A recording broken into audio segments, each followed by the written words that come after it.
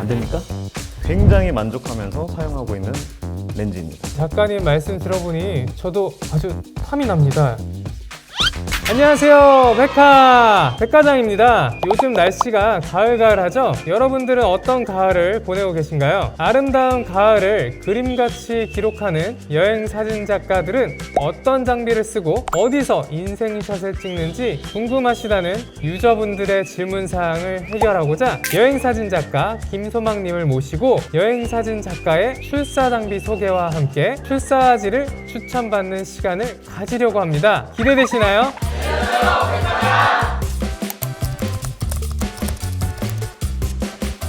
오늘의 게스트 여행사진 작가로 활동하시는 김소망 작가님을 모시겠습니다. 안녕하세요. 경기도 남양주에서 북한강옆 작업실이라는 스튜디오를 운영 중인 사진작가 김소망입니다. 북한강은 사실 안 보여요. 바로 근처에 위치해 있는데 아주 가깝게 있습니다. 마치 미술관 옆 동물원 같은 느낌이네요. 제가 인스타그램에서는 MMANGMM이라는 아이디로 활동을 하고 있는데요. 캐논이랑은 포토 콘서트, 제품 리뷰 등 다양하게 협업을 하기도 했고, 특히 제 반려견 안녕이 사진이 캐논 인스타에서 아주 많은 사랑을 받았습니다. 아마 캐논 팬이시라면 저를 아는 분들도 좀 있을 것 같은데 뭐 얼굴은 잘 모르시겠죠? 아시나? 인스타그램 피드 보면 여행을 진짜 많이 다니시는 것 같은데 어떻게 여행 작가가 되셨는지 궁금합니다. 제가 여행이랑 사진을 정말 좋아하거든요. 어느 정도냐면 21살 때 입대하기 전에 일회용 카메라 한 10대를 사가지고 다니면서 전국 일주를 자전거를 타고 했었습니다. 와, 물론 지금 하면 못하죠. 그때는 체력이 엄청 좋았거든요. 체력뿐만이 아니라 패기와 열정으로 가득했던 시기였네요. 사진에도 그 뜨거운 열정이 담겨있는 게 보여요. 그리고 제 대부분의 여행은 사진을 촬영하기 위해서 다니고 있는데요. 인스타그램에 공유하게 되면서 자연스럽게 여행 사진 작가라고도 불리게 된 것 같아요. 여행 작가라고 하기엔 코로나 때문에 요즘은 어디 가지도 못하고 작업실에만 박혀가지고 일을 하고 있습니다. 너무 슬픈 현실이죠. 그러고 보니까 캐논과의 특별한 인연도 있는데요. 2018년도에 캐논에서 나온 EOS R을 출시하면서 구매를 하게 됐는데 거기에 촬영 이벤트에서 뽑혔다는 거 아닙니까? 그래서 스위스 발레주에 캐논 사람들과 함께 가게 되었습니다. 와. 정말 잊지 못할 최고의 경험이었습니다. 겨울의 스위스 사진으로만 봐도 너무 좋은데요. 저도 가보고 싶네요. 누가 어디 R5에라도 물려서 같이 데려가 줬으면 좋겠네요. 작가님은 캐논 카메라와 함께 또 어떤 여행을 기록하고 싶으신가요? 원래 제가 지금 코로나가 아니었으면 좀 더 와일드한 장소로 가서 촬영을 할 계획이 있었는데요. 아프리카의 큰 섬 마다가스카르, 그리고 북유럽의 험준한 산과 계곡, 북부 이탈리아의 돌로미티를 좀 트레킹을 하면서 차례대로 촬영을 할 계획이 있습니다. 그리고 여전히 제 손엔 캐논 카메라가 좀 들려있을 것 같습니다. 정말 모두 말만 들어도 설레는 장소들입니다. 어서 이 상황이 많이 좋아져서 작가님뿐 아니라 많은 유저들께서 캐논 카메라를 들고 보다 자유롭게 촬영하러 가시길 정말 바라겠습니다. 이번엔 장비 얘기를 한번 해볼까요? 평소 여행 가실 때 가방 속에 어떤 것들을 갖고 다니시는지 궁금합니다. 한번 보여주시겠어요? 자, 그럼 지금부터 제가 여행 다닐 때 꼭 챙기는 촬영 장비들을 한번 소개해 드리도록 할게요. 우선 가장 중요한 제 여행 사진을 책임지는 카메라는 바로 캐논 EOS R입니다. 예전에는 오디마크2와 단렌즈를 주로 썼었는데 요즘은 R 시스템으로 바꿨습니다. 한 3년 됐죠. 제가 R이 출시되자마자 구입을 해서 지금까지 주력 카메라로 사용을 하고 있고요. EOS R이 좋은 점은 DSLR 대비 컴팩트해진 사이즈와 가벼워진 무게 때문에 훨씬 편리한 촬영 환경에서 촬영을 할 수 있고, 광학식 뷰파인더에 필적하는 전자식 뷰파인더가 저는 아주 마음에 들고 있습니다. 노출도 미리 볼 수 있기 때문에 촬영 편의성도 매우 좋습니다. 진짜 가볍게 다니시려면 R에 RF35mm로 다니면 여행하면서 가지고 다니기 너무나 가볍고 화질도 매우 뛰어나서 저는 여행 사진의 최고의 조합이라고 생각을 하고 있는데요. 지금은 RF2470 때문에 RF35mm는 판매를 했습니다. 그렇군요. 예, 판매를 했어요. 자, 그리고 제가 그 중에서도 가장 좋아하는 렌즈, RF 렌즈 중에서도 가장 좋아하는 거는 RF2470 f2.8 렌즈입니다. 제가 이 렌즈를 주력으로 사용하고 있는데요. 주력으로 사용하는 이유는 24mm부터 70mm까지 정말 표현하고자 하는 그 화각대가 전부 다 포함이 돼서인데, 저는 솔직히 이만한 렌즈가 없다고 생각을 하고 있습니다. 거기다가 사진이 진짜 미쳤어요. 미쳤어. 너무 좋아. 너무 잘 나와요. 그래서 굉장히 만족하면서 사용하고 있는 렌즈입니다. 작가님께서 미친 렌즈라고 표현할 정도면 진짜 완전 좋은 렌즈인 것 같습니다. 두 번째 렌즈는 RF 50mm 1.2 단렌즈입니다. 이 렌즈는 제가 정말 가지고 싶었던 조리개를 가진 렌즈예요. 그래서 f1.2에 어마어마한 조리개를 가졌고 거기에서 나오는 아웃포커싱과 예쁜 부케 때문에 애용을 하고 있습니다. 특히 50mm의 화각을 저는 굉장히 좋아하기 때문에 여행 가서도 자주 촬영을 하고 있는데요. 여행지 풍경과 인물이 좀 어우러지게 찍을 때는 사진이 굉장히 독특하게 나온다고나 할까요? 그래서 꼭 챙겨 다니고 있습니다. 특히 별 사진을 찍을 때 장난 없습니다. 진짜 좋습니다. 밝은 조리개 값이 주는 이점 외에도 흠잡을 데 없는 모험생 같은 느낌? 그런 게 있는 렌즈예요. 자, 그리고 제가 마지막으로 소개해드릴 건 바로 망원 줌 렌즈인 EF70에 200 f2.8 렌즈입니다. 이거는 엄마 백통이라고 하는 별명이 붙은 구형 렌즈인데요. 이 렌즈가 제조된 지는 10년은 됐습니다. 2012년도에 생산된 제품이더라고요. 와. 그렇지만 무거운 것 빼고는 화질이 어마어마합니다. 아직까지도 계속 사용하고 있는 렌즈 중에 하나입니다. 엄마! 요즘 정말 보기 힘든 레어템입니다. 제가 갑자기 추억에 빠졌어가지고. 계속 이어가시죠. EOS R 시스템의 엄마를 사용하려면 이 어댑터가 필요를 한데요. 이거를 끼워야 하는 단점이 있고 무겁기는 하지만 그래도 화질 때문에 제가 여행을 갈 때 꼭 가지고 다니고 있습니다. 여행에서 망원이 필요한 순간이 은근히 많이 있거든요. 맞습니다. 망원으로 여행 사진을 찍어보면 또 다른 사진 이야기를 전해줄 수가 있어요. 그럴 땐 제가 이 렌즈를 꼭 사용을 하고 있습니다. 진짜 렌즈에 대한 작가님의 애정이 느껴집니다. 이제는 한 번쯤 바꿔보시라고 말씀을 드려야 되는데 갖고 싶다. 갖고 싶다.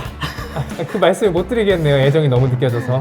말씀하신 카메라와 렌즈 외에도 평소 갖고 다니시는 아이템들은 어떻게 되나요? 필터, 이게 필터 가방이거든요. 여기에 여러 가지 필터가 지금 담겨져 있는데 다양한 종류의 필터가 있습니다. 여기 그라데이션 필터, 헐리우드 블랙 매직 필터, 4분의 1, 디퓨전 필터, 소프트 필터, 앤디 필터 등 여러 가지를 제가 가지고 다니고 있습니다. 제겐 이름도 생소한 다양한 필터를 갖고 다니시는데요. 왜 가지고 다니냐면요, 필터는 그때그때 분위기에 따라서 사용을 하고 있어요. 요즘에는 제가 헐리우드 블랙 매직 필터를 많이 사용을 하고 있습니다. 디지털 카메라는 너무 선명하고 쨍해서 디지털스러운 느낌을 좀 줄여주기 위한 것으로 사용을 하고 있어요. 대비가 줄어들기 때문에 사진이 부드러운 느낌이 나서 사용을 하고 있습니다. 또 소프트 필터도 가끔 사용을 하고 있는데요. 여자친구를 찍어주면 굉장히 좋아할 거예요. 사진 전체가 소프트해지고 화사해지고 몽환적인 느낌이 나고 또 피부가 굉장히 좋아져요.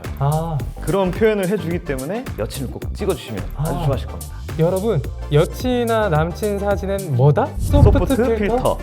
기억하세요? 삼각대하고 리모컨은 기본적으로 가지고 다니고 있는데요. 장노출이라거나 타임랩스를 사용할 때 필수로 사용해야 하고, 또 리모컨이 있으면 셀프 카메라도 찍을 수 있으니까 타이머로 왔다 갔다 하는 건 너무 귀찮으니까 가지고 다니고 있습니다. 작가님, 갖고 계신 장비 외에 사용해보고 싶은 캐논 장비는 또 어떤 게 있을까요? 초망원 줌 렌즈인 RF 100, 500을 사용을 해보고 싶어요.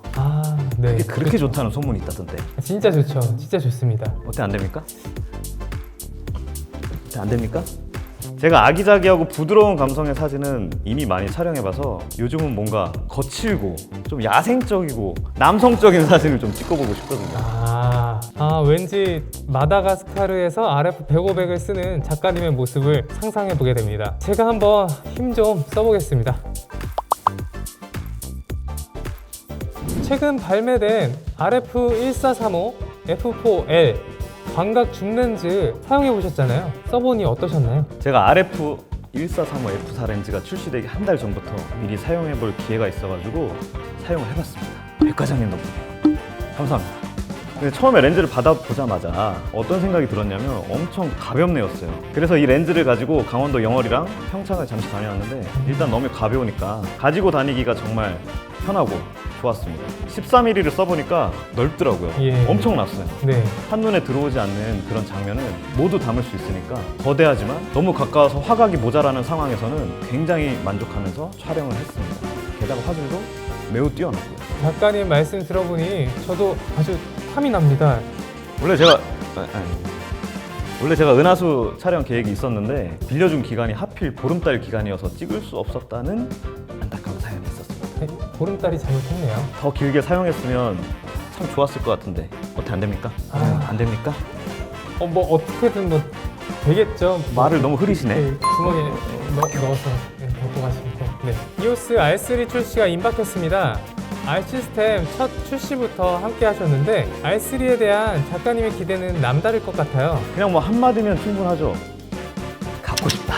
가을은 여행하기 좋고 사진 촬영하기 정말 좋은 계절이잖아요. 이 영상을 보시는 분들께 작가님의 추천 여행지 소개 부탁드립니다. 첫 번째로 소개하는 장소는 바로 안성 팜랜드입니다. 가을 코스모스가 정말 미친 듯이 아름다운 곳인데요. 오후 4시쯤에 방문해서 마감할 때까지 촬영을 하시면 굉장히 좋을 것 같아요. 그 전에 가시면 사람이 너무 많고 가을 햇볕이 은근히 뜨겁고 덥거든요. 네, 그래서 좀 힘들 때가 있습니다. 맞습니다. 해가 조금 더 길어졌었을 때 촬영하시는 것을 추천드립니다. 안성 팜랜드 입구에서 가장 안쪽까지 들어가시면 사람도 별로 없는 대규모의 코스모스 밭이 나옵니다. 끝까지 안쪽으로 들어가시길 추천합니다. 초광각보다는 표준 호각대 24에서 70mm 정도의 렌즈면 충분히 연출하고자 하는 사진을 찍으실 수 있을 거예요. 촬영을 위해서라면 땡볕이 아닌 해가 긴 오후 늦지막히 방문 추천드립니다.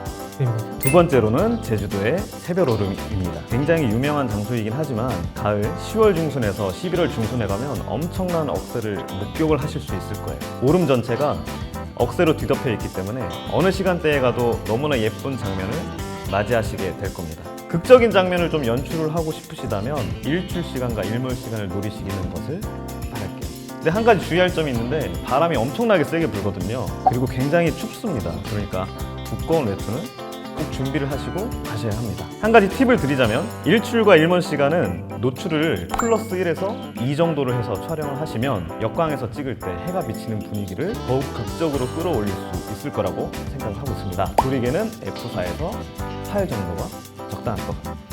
예, 두꺼운 웹툰까지 언급해 주시고 아주 섬세하십니다. 자, 그리고 세 번째는 제가 사는 곳 근처인 남양주의 물회정원입니다. 북한강편 바로 옆에 코스모스 밭이 대규모로 조성이 되어 있는데요. 물회정원 옆으로 딸기 비닐하우스 밭이 있는데 거기에는 사람이 덜 붐비는 코스모스 밭이 하나가 더 있습니다. 그 근처에 바로 마음정원이라고 하는 억새가 가득한 공원이 하나 또 있어요. 그리고 그 옆은 자작나무가 또 심겨져 있어가지고 가을 분위기를 느끼기에 매우 좋으실 겁니다. 10월 중순에 가시면 만발한 코스모스를 볼 수 있고 역시나 이른 아침과 오후 3, 4시 사이 해가 길어졌었을 때 나무 그늘이 은은하게 들어와서 정말 이쁜 사진을 남길 수가 있습니다. 5시가 넘어가면 산에 해가 가려지니까, 그래서 어두워지니까 이 점 꼭 유의하시기 바랄게요. 예, 이곳에 이맘때쯤 방문하면 왠지 작가님을 마주칠 수도 있겠네요. 만날 겁니다. 그럼 인사 한번 해주시면 제가 한번... 아닙니다. 커피라도 한 잔 사주실지 모르겠습니다. 그러게요. 네. 네 번째로 추천하고 싶은 스팟은 안동의 농암종택이라고 하는 곳을 제가 몇 번을 갔는데 워낙에 그 주변이 고택이랑 서원이 많은 곳이에요. 그래서 가을에는 안동 아무 곳이나 가도 참 좋은데 그 중에서도 안동호수 근처와 안동댐 근처에 위치한 낙강 물길공원, 그 공원도 정말 좋습니다. 은행나무와 큰 나무들이 공원을 둘러싸고 있는데 망원렌즈로 풍경을 압축하고 인물을 부각시켜서 찍으면 인생사진 건질 수 있습니다. 오, 말만 들어도 좋네요. 자, 마지막으로 소개해드릴 곳은 경기도 가평의 북면 우체국 옆에 은행나무 숲이에요. 여기는 캠핑장인데 사유지라서 제가 정확한 이름은 안 알려드리고, 그 다음에 가평 북면에서 명지계곡 쪽으로 가면 버스 정류장 옆에 은행나무가 크게 서 있어요. 여기가 어떤 장소냐면 네. 사실 전 여친이랑 사진 촬영을 했던 나 어떡하지? 좀 말씀을 이어가지 못하시네요. 이거 추억의 잠시만 장소인데. 끊고 갈게요. 잘 지내지? 몇 군데 가을 사진 스팟을 소개를 해드렸는데요. 촬영장에서 굿셔터 매너 꼭 지켜주실 거죠? 오늘은 여행사진 작가 김소망님의 장비 소개와 가을 사진 스팟을 소개받았습니다. 이번 영상이 여러분들에게 도움이 되셨길 바라며 영상을 재밌게 보셨거나 궁금한 질문이 있었다면 아래 댓글로 남겨주세요. 여러분들의 궁금증을 풀어드릴 저 백과장이 여기 있으니까요. 그럼 안녕!